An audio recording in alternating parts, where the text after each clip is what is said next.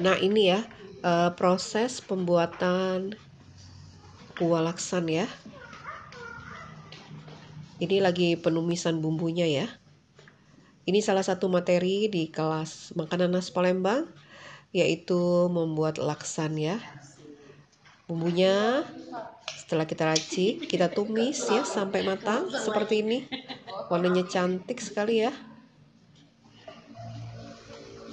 Setelah itu kita masukkan ke dalam panci yang sudah berisi santan yang sudah kita masak sampai mendidih ya.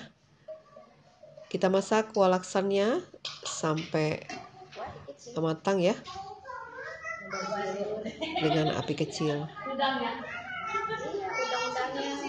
seperti ini.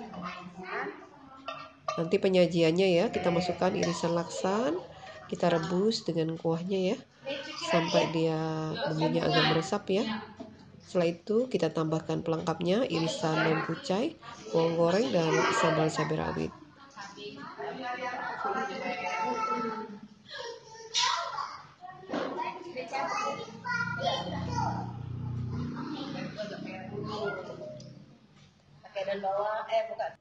Nah ini ya proses pembuatan kuah celimpungan ya.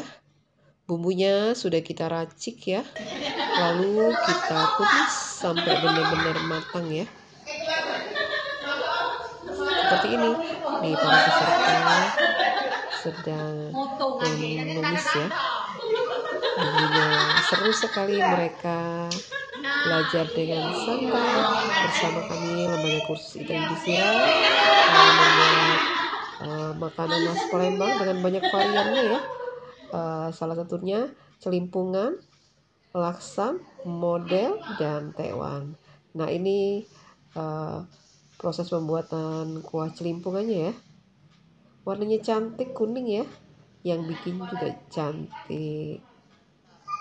Alhamdulillah ya, sukses hari ini membuat celimpungan laksa dengan kuahnya yang luar biasa.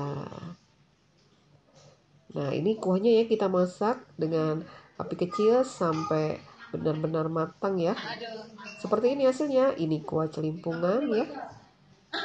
Tuh, heboh sekali para peserta. Kami Lembaga Kursus Ita Yudhistira berada di Prabu-Milus, Sumatera Selatan ya.